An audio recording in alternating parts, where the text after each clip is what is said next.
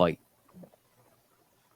Today on Lockdown Red Wings, Scotty and I are going to do part 2 of our final grades for the offensive core.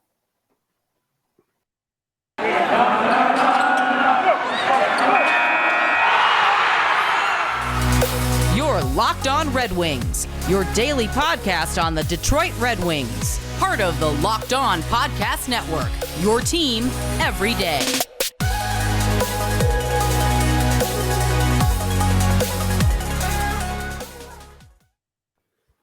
Welcome back to the Lockdown Red Wings podcast. We are your hosts, Brian Fisher and Scotty Bentley. Scotty also hosts over at Locked On Tigers. Thanks for making Lockdown Red Wings your first listen every single day. We are free and available. I don't know why I keep butchering the word available every show at the start. Available or something, whatever I say. Whatever. Free and available. Available wherever you get your podcasts. Proud of myself. We're going to continue our part 2 of the offensive grades, as you heard in the cold open. I do want to remind you guys, though, that before this is going to end up having to be a 3-parter. There's just too many forwards to get through to grade. So many forwards played, a substantial amount of games for this team this season. But we will take a break between part 2 and part 3, as we will bring you a Sam McGilligan interview, and we're going to give you our first prospect profile. He's obviously over at McKean's Hockey. He'll be on for Thursday's episode, so make sure you stay tuned to that. That one should be a good one. But getting back into today's episode, we want to break down the second line, and we're going to do a little bit different structure. We're going to give you 1 second liner and then 1 depth forward. Second liner, then a depth forward. And I think it's probably best to lead off with like we've been doing a lot lately, leading off with the most exciting name on that second line grouping. And I guess second line's not really the best way of saying it because he played a lot of minutes on the third line. But Jakub Vrana should have been a top 6 forward for the entirety of the 26 games he played, but he was not. He played a lot of minutes on the third line as well, but, tried and true top 6 forward. And I'm really curious what kind of grade you're going to give him, because he is only played 26 games, but when he was there, man, yeah, and that's the tough thing about him, right? Because the sample size was small, and but we knew that he was going to miss substantial time going into opening night, so it wasn't like a blindsided injury. You know what I mean? Like it wasn't. It was blindsided, I guess, when we found out, but we found out well before opening night, so. This was something that we knew we were going to have to combat for a while. Yeah, I mean, it's really hard for me to not give him like something in the A range. Like like how can you not? How can you not give him like A minus? Like I'm not really sure how you can give him anything lower. He came back from the injury, I guess maybe a little bit later than we thought on opening night. Like I think most people were thinking more like early mid-February. But I mean, he came back and then stayed back and was absolutely a goal scoring and just a production machine. And that will continue that did continue his kind of just like tear he's been on since putting on a winged wheel. And I'm really, really excited to see a full season of it. Yeah, I mean, so he had 13 goals in 26 games and 6 assists for 19 total points. And you said it there at the very end, Scott. He's a goal scoring machine. The dude's a sniper, a finisher. He's got a little bit of playmaking in him, but for the most part, his game is offensive oriented, which is fine when you place him on a line with some guys who can, a little bit more defensively responsible. Not that he can't be, but his game is mostly scoring goals, and he did that. I mean, we saw, like you said, the small sample size. He scored 13 goals in 26 games played. Every other game, he was scoring a goal. And coming off of injury, he immediately scored a goal and then scored 2 goals. I mean, he can score from anywhere on the ice in the wildest of fashions. And sometimes like wild, like, wow, that's amazing. And sometimes wild, like, wow, that went in.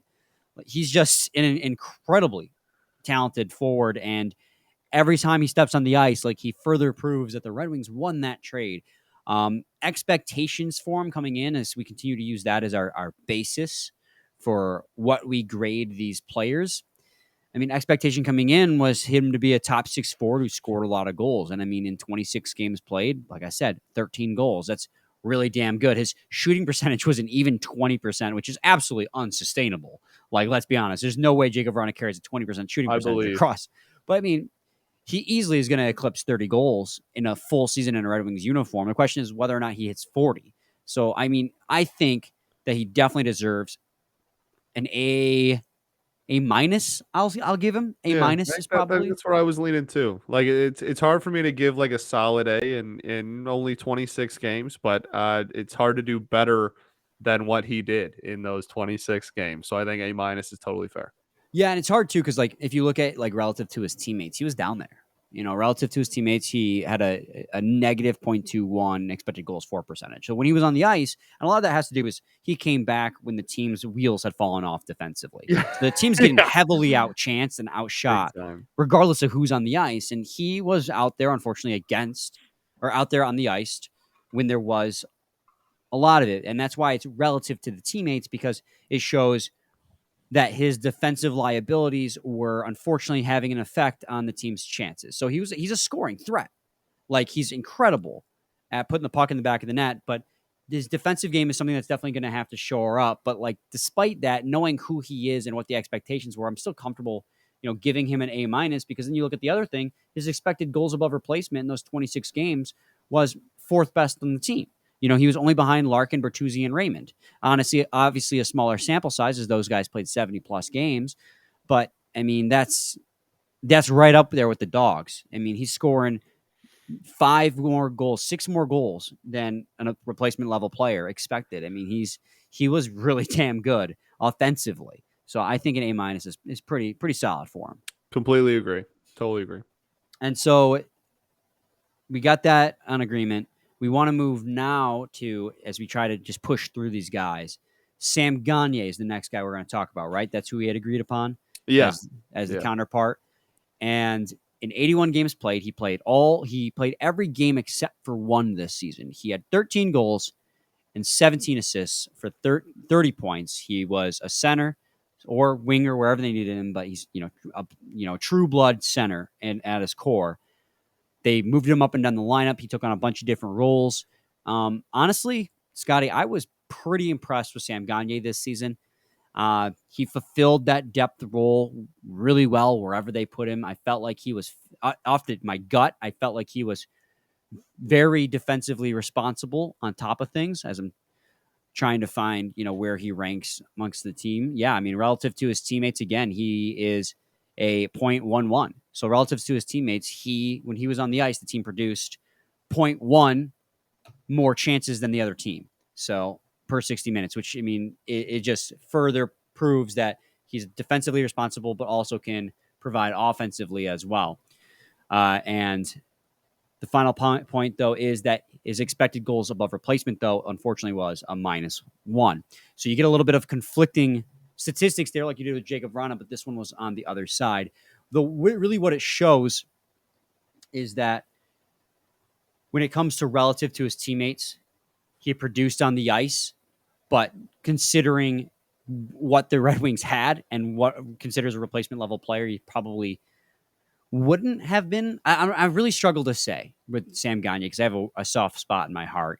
But I feel like with what Gagne provided with this team, the goals and the assists that he provided, I'm pretty comfortable giving him like a solid B. I think he exceeded his expectations. And I think I said it earlier, but if he's on the team next year, I think he deserves an A.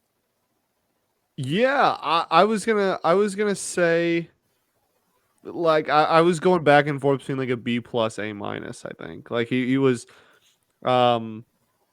he was productive and he was exactly I don't even want to use the term like he was exactly what we brought him in to do. I think he I was guess I'll better say than what we brought him in to do. he was exactly what we needed him to be. I mean, 30 points from a depth forward is solid. And from a guy who's, Exactly. in his 30s, he's going to cross 1,000 games next season. So, I mean, 30 points from a depth forward is really good. I am, like, I'm not going to sit here and lie to you guys and, explain to you how relative to his teammates, he was a plus on the ice, but then his expected goals above replacement was a minus. I think that says more about the overall team quality when you're looking at expected goals above replacement rather than, when it comes to his individual performance compared to his line mates and his teammates. But that's my interpretation of it. The fact that, compared to his teammates, he was a positive asset on the ice just speaks to the value he brought. But when his expected goals and above having replacement that is veteran minus, depth, yeah, on the forwards of all places, we're kind of thin up the middle there. So having a nice veteran present along the wings, and he did have such a productive year. I think this is a very successful season for Gagne, I guess is my point. So yeah, yeah, I think A minus is probably where I'd go. yeah. I'll sit there with the B. I think he definitely exceeded expectations. Obviously, the expectations being if he meets expectations, that's a C in our eyes. That's the baseline we're going with.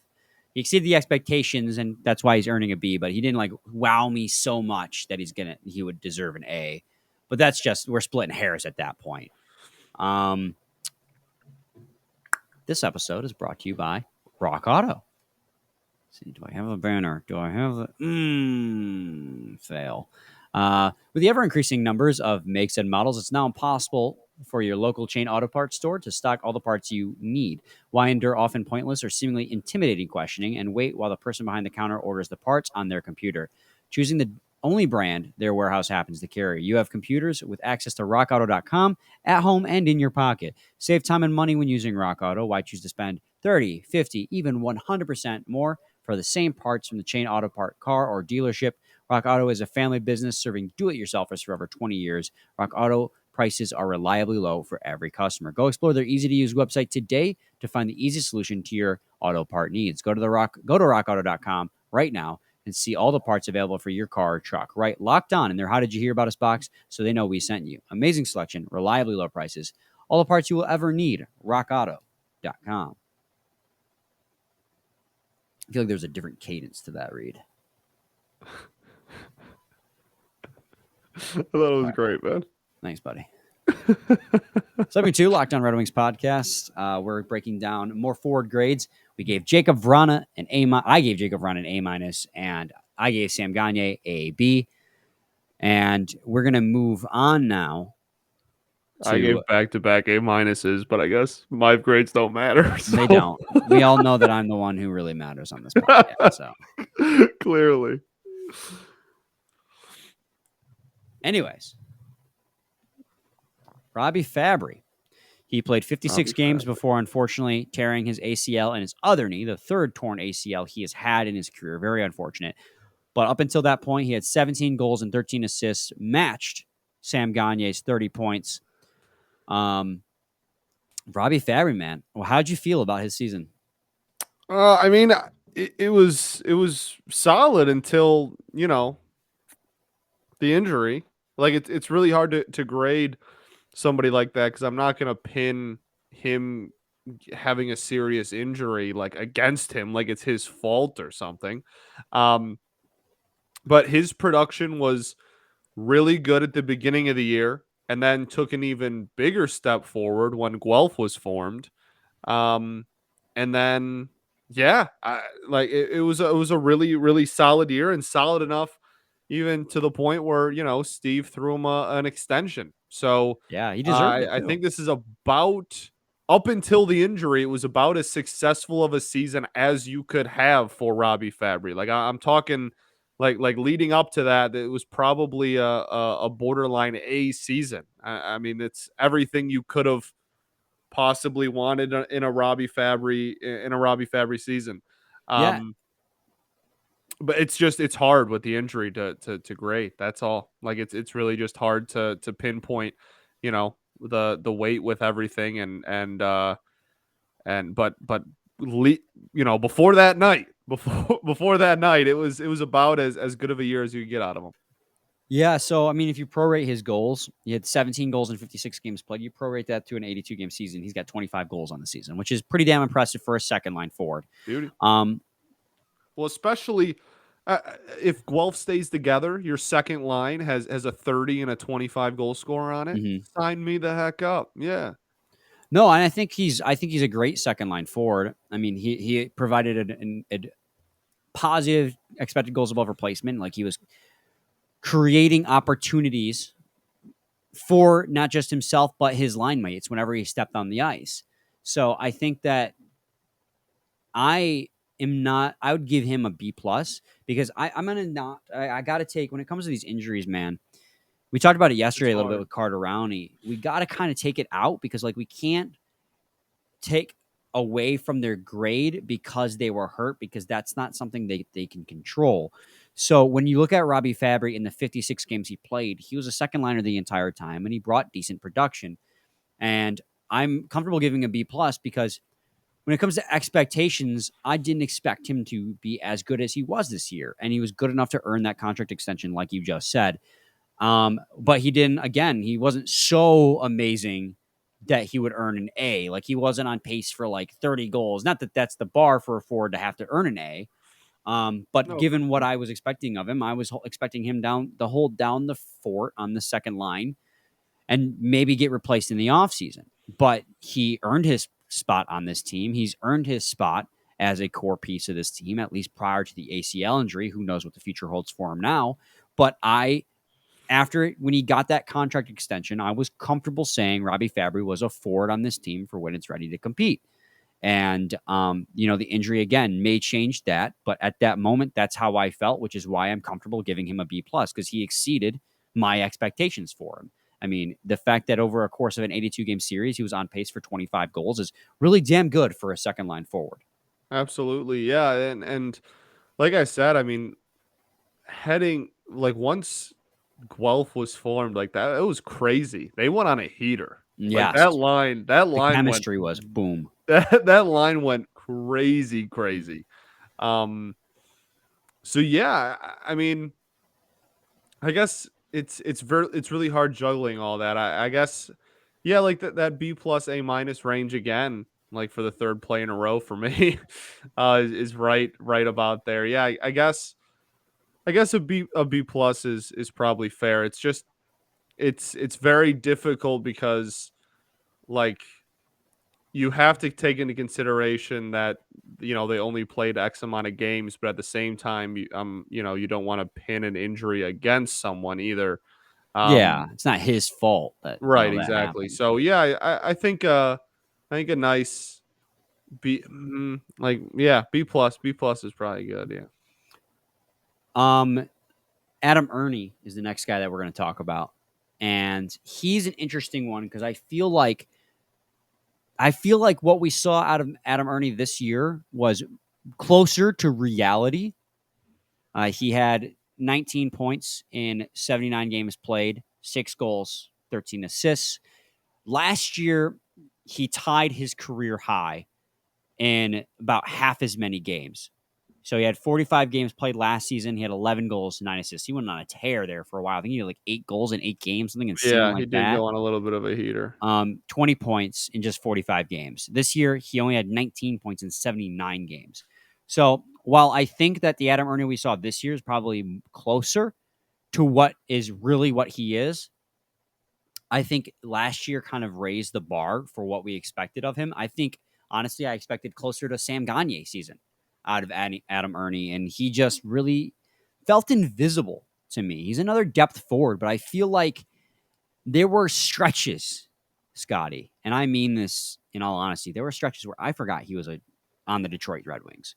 Like I straight up would forget Adam Ernie was on the ice for stretches of the season until he would like Yeah, pop up with a random agreed. goal. Yeah, agreed.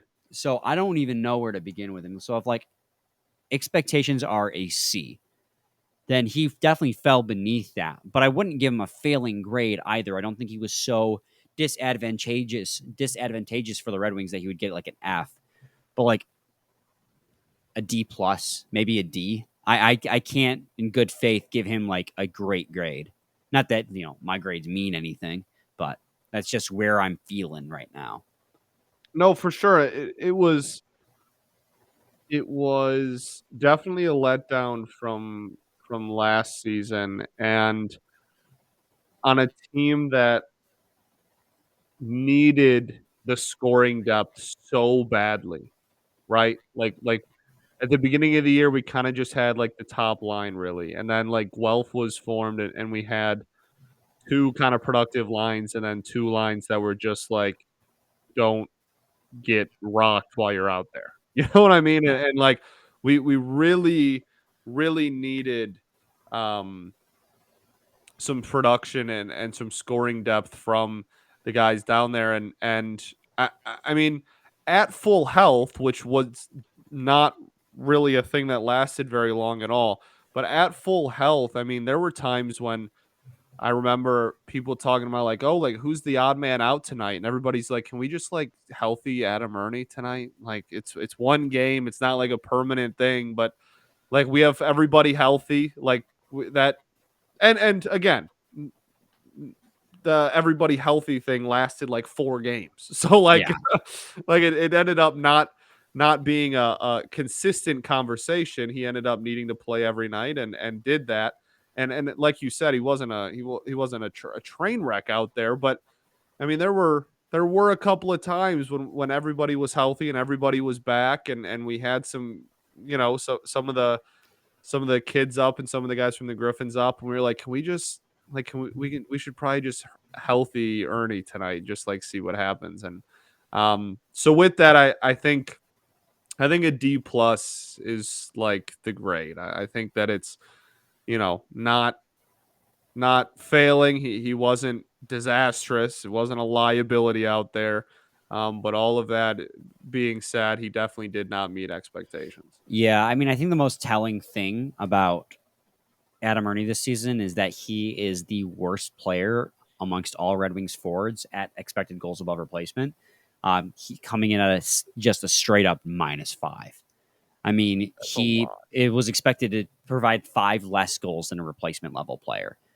I mean, that just goes to show how little impact he had on the game at the offensive level. And then, when you compare him relative to his teammates, he also was a negative as well. I mean, he came in, he's a little bit closer to the middle of the pack there, but, a negative -0.04. So when you look at both sides of the puck, it's a little bit closer as his defensive game's a little bit, helps make up for the goals he's not helping score. But on both sides of the puck, he unfortunately was in the red, so to speak. And For so that's sure. why, I got to give him a D plus. Like you said, Yeah. he wasn't like so underperforming his expectations to get an F, but definitely I expected a little bit more, especially after what we saw from him last year. Yeah, and just like everything that I said about Gagne, as far as like Gagne was exactly like what this team needed, right? Like Yeah, down there, Ernie was we expected him to be what we needed, and he was not. yeah, completely agree. Got to talk to you guys today about Built Bar. Imagine dipping your finger into that plastic tub of birthday cake frosting and then opening your eyes and realizing that it was only 150 calories and 16 grams of protein. That is what it's like to eat birthday cake puff from Built. Now, Scotty, I got a little bit of a story time for you. Okay. So, Allison and I went to IKEA and we brought a couple Built Bar puffs with us, the birthday cake ones that they sent us. And I ate mine on the way because I was starving. She left hers. She was going to eat it on the way back. We left it in the car. Well, it's warm out. It's like 75 degrees. Let me tell you, that was the best Built Bar puff I've had yet. It was melty, so it was like a s'more. Like you were eating a protein bar s'more. And it was like even better than how they are just straight up. If you want to eat a Built Bar, and they've actually spoken about that before. Like during the Christmas season, they It was were about all dipping it in about the hot like dip chocolate. it in the Yeah. hot chocolate, nuke it, like yeah. Nuke it. No, but I kind of inadvertently tried that by accidentally leaving it. Well, not accidentally, but leaving it in my car, and it was absolutely delicious. Like it was next level Built Bar. And they got 150 calories with 16 grams of protein and 9 grams of sugar. This limited time flavor is an amazing option if you are looking for a healthy way to get your flavor and variety in your day. All Built Bar puffs are covered in 100% real chocolate. That means that with Built, you can eat healthy and actually enjoy doing it. Go to Built.com and to get your birthday cake puffs now. Go to Built.com, use promo code LOCKED15 for 15% off your order. Again, use promo code LOCKED15 for 15% off at Built.com. Segment 3, Lockdown Red Wings podcast. As we continue our breakdowns, I I gave Robbie Fabry. Sorry, I just had a brain fart. I was thinking about something. I gave Robbie Fabry a B, and I gave. Oh You my gave God, you Adam Ernie okay. a I D remember your plus. grades. Yeah, You gave Fabs a B plus. thank you. It's the You pluses I'm gave getting confused on. you gave Fabs a B plus. You gave Gagne a B. You gave Verana an A minus. And then who did we just do? Adam Ernie. And you gave Ernie a D plus. Yes, Those were your grades. Mine were A I don't minus, care. A minus, B plus, D plus. All right, there we go. Thanks for the recap. Because clearly I Gotcha. couldn't remember. I just like I full disclosure, I came from hockey, guys. So like I'm like exhausted from top to bottom. Yeah, So my Brian just brain's rinsed some D1 athlete. there was straight up a D1. We were playing D League hockey player or D League men's league, and there was a D1 hockey player. Like everyone's home from college on the other team, and we won 2-1. Goalie masterclass by our team. Like our goalie just was on his top form today. It was crazy.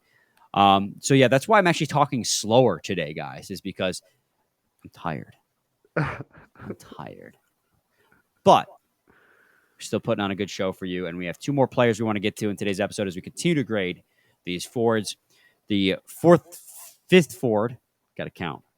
Fifth forward that we're doing here is the final player on that second line, and Pius Suter signed him in the offseason. You know, he had his, I believe, his rookie season last year, a late bloomer with the Chicago Blackhawks.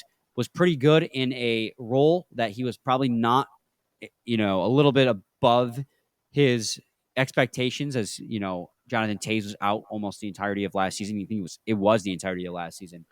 Pius Suter stepped in, was really good. They let him walk. So the Red Wings signed him to be the second line center, and I feel a little bit mixed. He was the third of the three players to play all 82 games this season. He had 36 points, 15 goals, and 21 assists, as I did that mental math myself.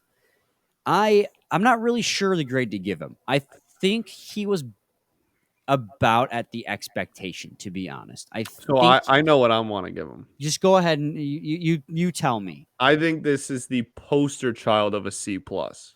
I think this is exactly what everything, given our criteria, what a C plus entails. Expectations were a C. He had to step in, be a second line center, and you know, a role that he had to kind of step into and get a little bit acquainted with last year. Be a 2C on a team. I think that on a competitive team, Pius Suter could be a lethal 3C. I think that is like if Agreed. you're making like deep playoff run, Pius Suter could be a very high end third line center for you. But I think that the 2C role is like I said, ideally he's probably down another one, but something that he stepped into. Had a lot of success again, as I've said a million times in this show, when Guelph got formed, and I mean even throughout the year, like he was always like he was a good filler in the second line. He was solid and never really blew you away, I don't think, but I don't think at any point you might have watched it and been like I watched it and like, damn, like he'd be really good as a third line center. Yeah. But On I don't team. think you ever watched him and were like, oh, well, you know, like we brought him in and expected so much more. And like, who else on this team are you going to have as your 2C? There's no other choice. So like, given the situation and given how he performed, I think he is the prototype and the poster child for a C plus grade. I am convinced. You have absolutely convinced me with your argument. Because I agree 100% with what you said. I mean, coming in, the expectation was him to play second line center, but I think everybody also realized that, you know, like you said, on most other teams, he'd be a damn good third line center. He's probably not a top 6 forward on most teams, but he came in and he served his purpose well. And a C plus also just fits him perfectly, because if you look at those advanced numbers, I love to just throw out there the relative to his teammates' expected goals for percentage. He was a 0.15 this season, so just barely on the positive side of creating chances instead of giving up more chances. And then if you go at his expected goals above replacement, he is quite literally the middle of the roster with a .1 expected goals above replacement. So I think your terminology there of you saying he was the poster child for that type of thing is spot on. I think C+ is fair because he came in, he served his purpose, and was just slightly better than what we were expecting. And so I think C+ for Pius Suter, you completely convinced me. That's absolutely what he deserves. Well, I certainly agree. Well, you're agreeing with yourself, so Mitchell Stevens, let's knock him out real quick. We're already at the 30-minute mark, but I feel like the guy had 27 games played. Another guy, just like Carter Rowney yesterday, who suffered an injury and missed a huge chunk of time. He's right up in there, and obviously the injury played a big role of why there were times where I forgot he was on the Red Wings.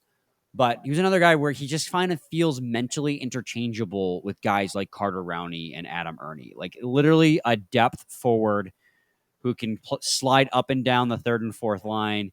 Any given night, you can replace him with, Adam Erne, Carter Rowney, if they're healthy, that is. I just don't really know what to. I don't even know what I was expecting of Mitchell Stevens. What? Said he was ready to carousel. He was part of the carousel, right? Yeah, that's my term. He was part of that carousel. I don't even know what I was expecting of Mitchell Stevens this season. He in 27 games, he didn't have a goal. He had 6 assists. Yeah, that's Mitchell Stevens. Yeah, like it's hard to be like, damn, this dude sucked when he was playing like 7 to 9 a night and for 27 games. Like, yeah, I mean, but like he also had the worst.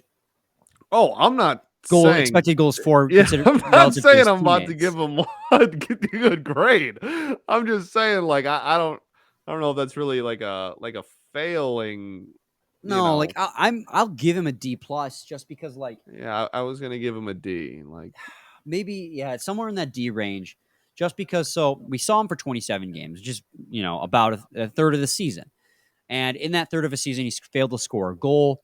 He had the second worst expected goals above replacement at negative 4.6, just above Adam Erne, and he had the worst expected goals for percentage relative to his teammates. So on both ends of the puck, he failed to provide anything of substance. He was worse than a replacement level player when he did play. And so, this is another one of those guys that was a reclamation project for Steve Yzerman. Another guy like Adam Erne, he took from Tampa Bay because they had too many players and was hoping that maybe he was underutilized and would blossom in an open system like the Red Wings with so much room for a guy who was sheltered down in a different team to maybe find his footing. And he just didn't do that. And again, injuries happen, but in the 27 games we did see him, he did not really provide anything of substance. So I think I will again align myself with you, go from D+ to D, because I can't.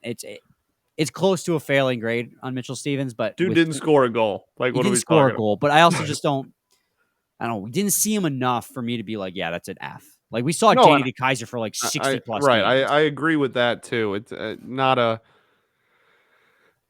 didn't see enough of him and was just not a big enough part of the team even when he was healthy for me to, you know what I mean? Like DDK was getting top line minutes for 60 games. Yeah. Like that's a lot different. So yeah, I think I think that a D is probably fair, and I'm not even sure there's too much else to really talk about with it. And like that's kind of covered the bases, right? Yeah. I mean, the fact that we don't have a lot to say about him is exactly like kind of the problem. Right. Exactly. So thanks for making Locked On Red Wings your first listen every day. Now head over to Locked On NHL. From first round matchups to each Stanley Cup kiss, Locked On NHL covers the playoffs like no other. Hear the latest news and opinions from local experts every Monday through Friday. It's free and available wherever you get your podcasts. Scotty and I will be back with you guys tomorrow as we take a break from our grades. We'll finish that off on Friday, but we'll be on with Sam McGilligan from McKean's Hockey as we begin our draft prospect profiles. So make sure you stay tuned for that because McGilligan is really freaking good at his job. The dog, baby. Can't wait. So, any final thoughts, man? We ball. We absolutely ball. Same time, same place. It's your team every day. Every day. Every day.